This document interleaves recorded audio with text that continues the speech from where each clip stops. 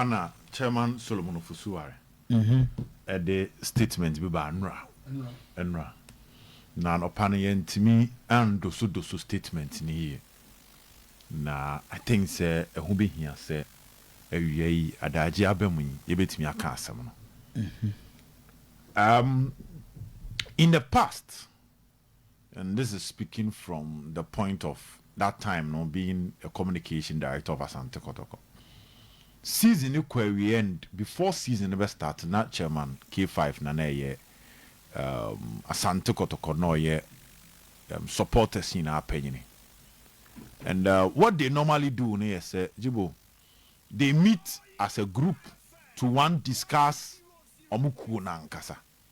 Nti okuo no afie twen mu ene omom de gu akwan mu om discussion om yom de gu paper so de om timi achieve ye ene de om ntimi achieve. Then they plan for the next season with different targets. Me guys say dwuma de ni bia so be konom se afie no team na eba ye o mpesua so a per se go because that year normal lunch say they want to take care of the hotel bills of the team when they travel. Emma at a point no questions be ba so maybe a baby omo ho den be so no team ne mpa o me den. Then the conversation was okay, man members were ha nti omo so form adwen kire ba we accepted omo asema omo kan so okay so omo tue ska na team ne koda hotel bi na bi omo ho de me be so no nya ho na team ne pa ye de be so omo de no so. They say they are supposed to contribute a quota to the hotel bills of the team. The various regional executives, discuss attendance and a whole lot of issues. Enti Abraham who chairman solo letter no. Margin call discussions ni be akosu in the past. Target almost set more. Now, baby, another question kakra one has to do with the comprehensive review. Say comprehensive review no. Na eba ne say ya be management adwuma. Enjibo based on minhwehwemu kakra maye no. They will be reviewing the team in a comprehensive manner from the point of supporters. Say supporters afi yedwuma dia senki edi in terms of attendance e ko saying in terms of ABR motivating the players e ko saying in terms of financial contribution to the club, saying, in terms of maybe a gate, no, any rules are hold to a diama and saying. Now, why they are inviting other stakeholders to say, the board, past management, past players, adeno. According to me, almost say a platform like this, key supporters, leaders will be available, no. It is also an opportunity for the current administration to explain what more ensem na supporters no intimifa mpanifo intimifa nko down emfa nko mo machitafo a ebi free other places. Njema say Western region fo aba ba na omo ba no mo supporters ni bi e de eye questions asomo mo so mo fambra ebi anyoma nko yi supporters ni bi lower level no omo bo ni nyina anu a on best leaders yano. So if they invite these stakeholders, he say be a captain, be buyer, they can get the chance to ask him certain questions. In Chemuni be a down to some of their supporters. And as a past management or your supporters no questions be management maybe so more. So this meeting will also create the avenue for them to ask their management. So that they can factor it on some way no end of season. Before season best starts, so best hire for. In the end of season, we the comprehensive review. The things they should include our next year, and I'm on the season are starting. The things they should include to even know how the supporters and also behave, and what they are even supposed to go and tell supporters down there. They must say, board Iba, maybe this will be a major opportunity for the current board directors to even engage the supporters leaders, tell them a bit of their plans. Say no musu betimi de akwa ase. Akwa chire mu e de akire eye obo supporters. Nti from that angle no enu nti na ma obo decide so mu invite mpanimfo we mu nyina. Okay. Nti bia your maybe a supporters near and said down so some of the past executive members made them so they say anim come yes ebeboa enti instead so be some supporters no kwa na akosia no ma dwendwe omo ho no say they are there because of the existence of Kotoko. Okay, say Kotoko ni ho supporters ni ho enti omo tie free mpanimfo ano no eso beboa enti jibo kakre kwa hwehwe mu efa eye omo letter ba abonten no na me dia to enti as to say mpanimfo ne beko nom ne omakwa kasa no is a different thing altogether. Some bad they are fine, but who be here some de letter ne be mo na omo so atimi aba ba ka biwa chom tijibo obed medas e dan ho aba Oniodofo uti oyepa 100.7 FM. Let me say some meka weeks will I be right? The case no Kotoko Swedro All Blacks Patrick Esiedu Nana Penkra Chairman K5 Alexander Menu and Obama Makano. Send weeks. Okay. And so some weeks ago, and one Saturday afternoon, evening cry, afternoon evening more answer. Yet say Kotoko company for stormy police central, Master Central Police Station. In fact, maybe the material quickly me friend Sulu and I'm friend Simon. Say Charlie, yes, you know, na mo monitor. Na Sulu or the security games international wa honomo. Na Sami ho ba na Sami so no officer bright echo baby. Nti na se say eja hia bo ato me a wo makwan mu. Nti no say me kokoye me amade. Nti quickly I drove and came. Me boy no me be told a gentleman almost your friend Imoro Idruso say Imoro Alasan ni no ya na confuse me kakra but Imoro no dey me kai we police officer so o share division na osan so referee ni Kotoko supporters led by Greater Ashanti Regional Circles Council Chairman Mr. Alexander Menu one donko ene omo makano ede omo ba ho no mo omo bae no na baba omo bae omo se sergeant man no ena so do obras for use no ede na be bribe Kotoko players particularly Patrick Esiedu ama omo the car number omo capture car no I'm told now as I have been told say obras for penyin ni dia enti omo capture as car number with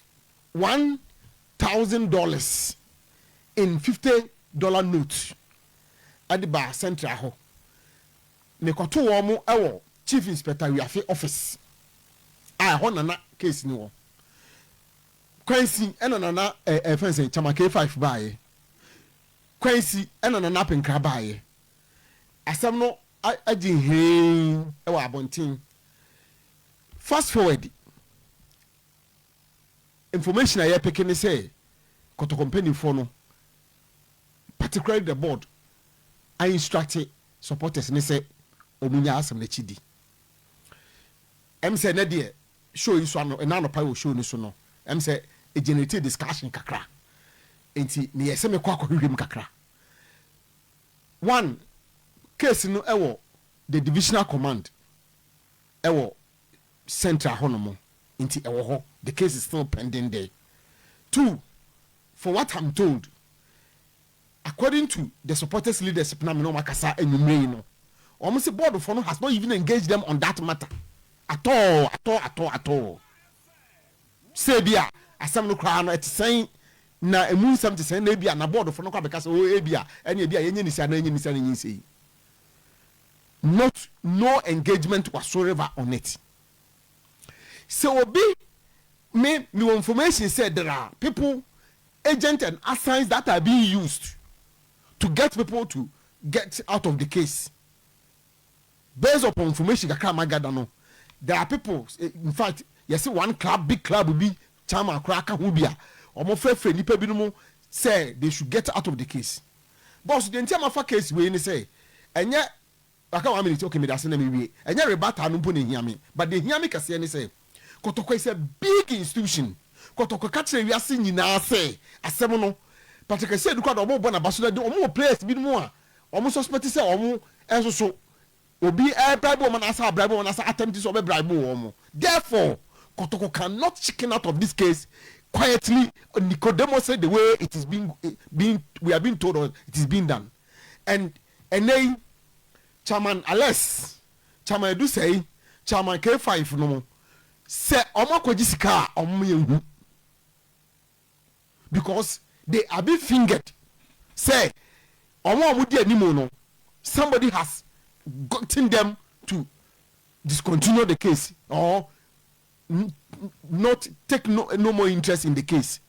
But omo nyine ochina Kotoko ne ho. Look, boss, me Kotoko today. Look at board members yenya womo. These are people omo ye respectable in society.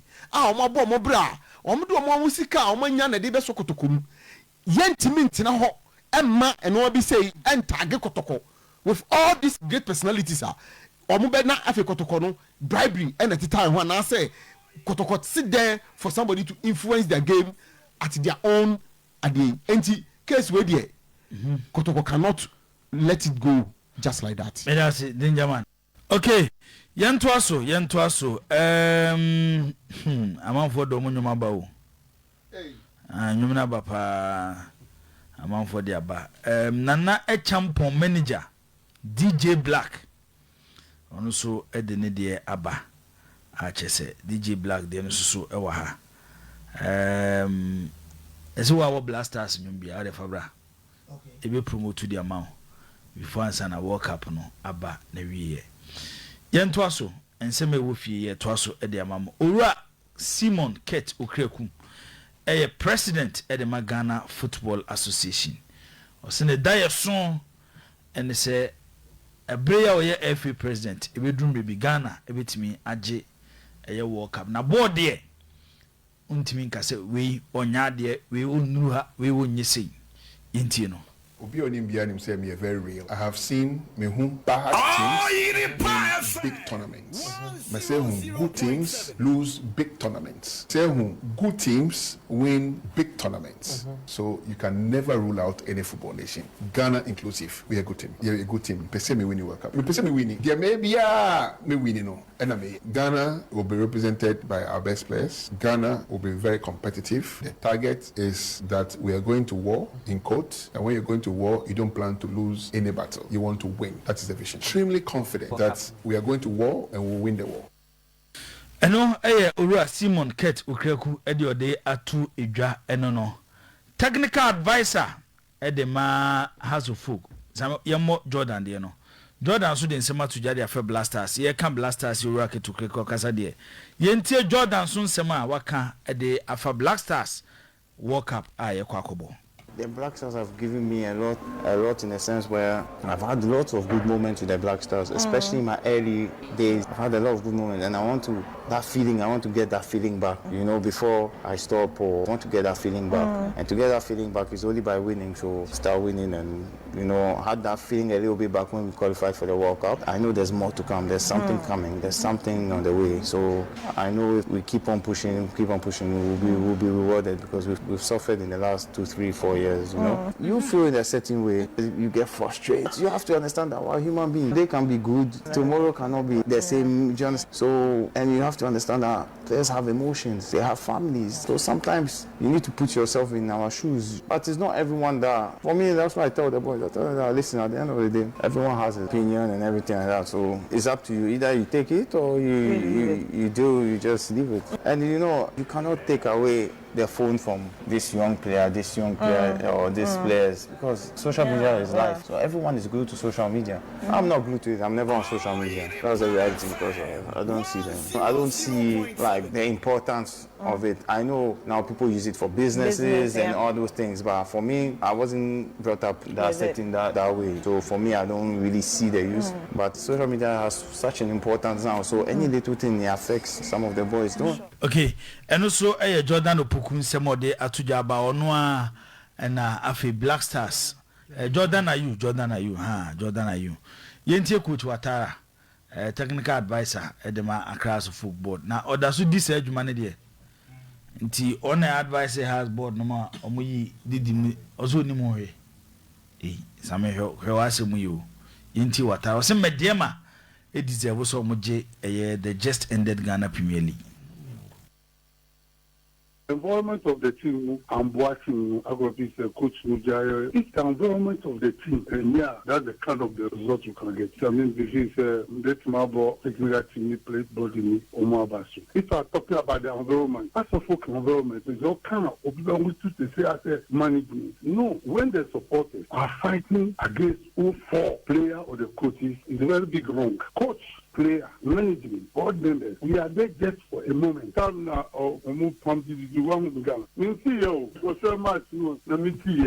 not my prerogative. Call the board, come and ask me. No. When the board brings something at my level to ask me, that time I can give my view. You don't have right to consult me. I'm not consultant. We have to be our contract in Yankupo. Then you know your contract in Yankupo. Time so you are terminating the contract only in Yankupo.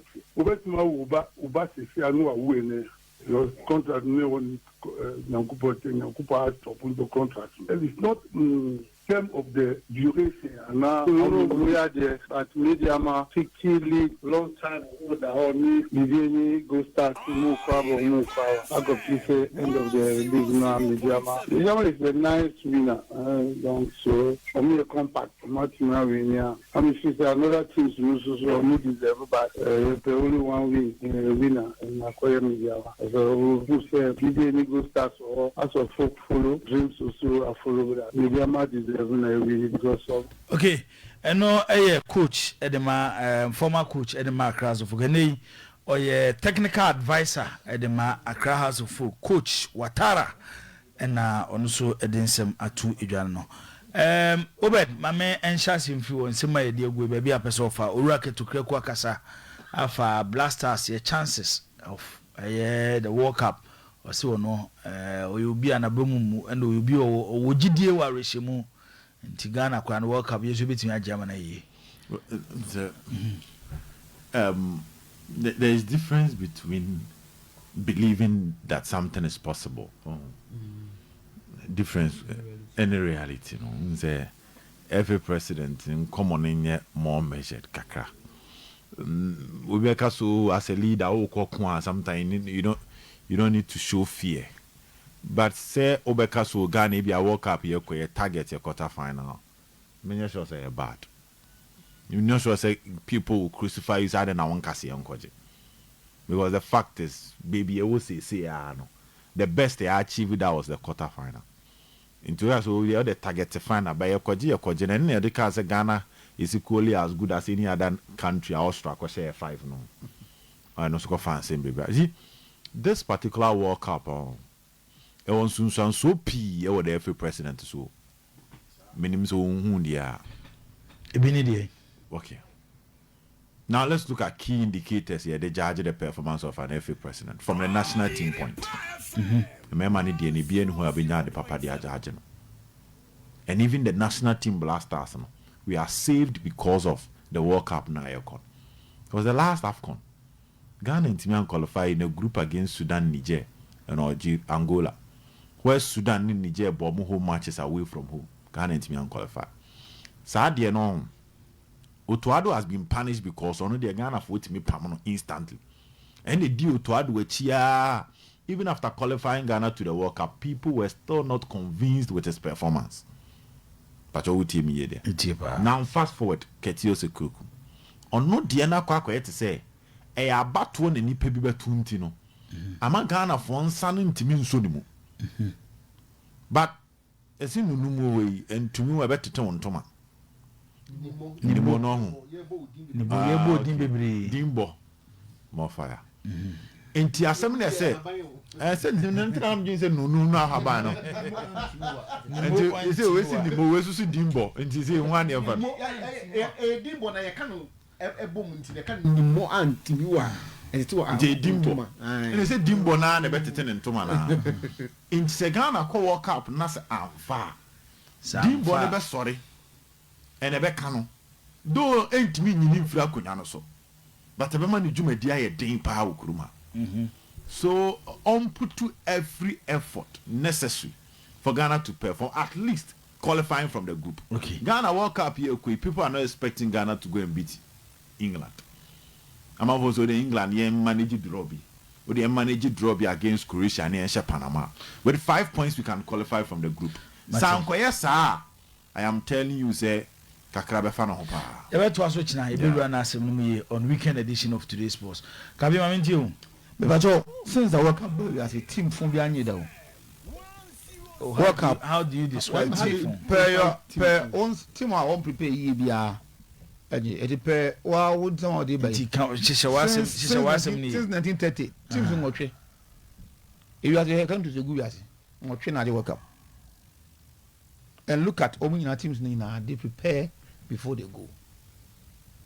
Every president, Penasama okay, Omini, and I say when your opportunity to meet the media, and all can see me. And I'll pick the letter. So we share media and all can see me. Because Omini first, and I'm all Papa Ben now our national team who actually say, yeah, working towards the World Cup. Before Germany got you 2014 World Cup.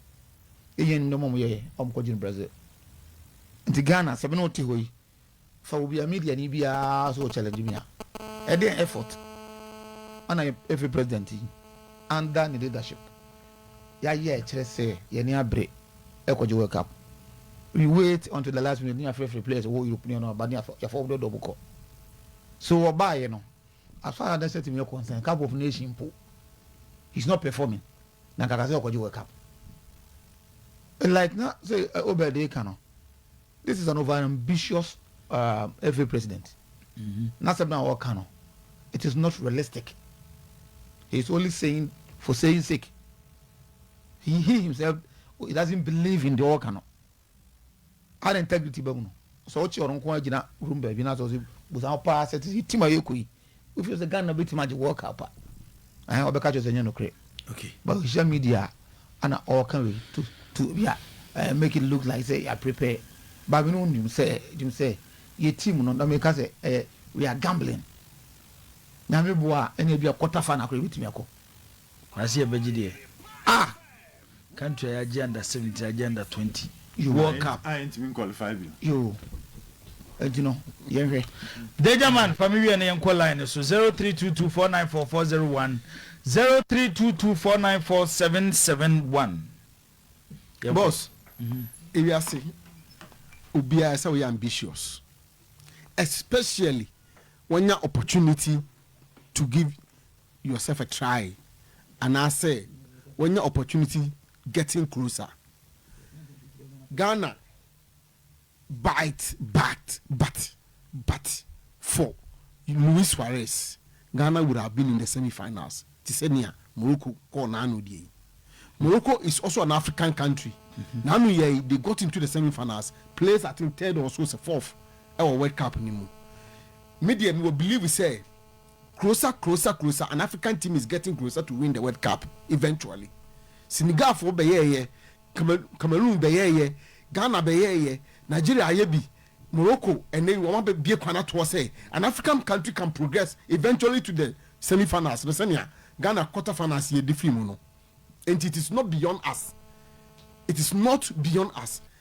Maybe if you said this team, the SSA is you need materials or flamboyant and also superstars. But say you call as a team collectively. Which I be? Senior, Coach Naka, Captain Naka, every president, Minister of Sports Aka, every president Aka. As a BBC. Send the friend is 7 previous, send the friend is over to Wabawa. The next BB so.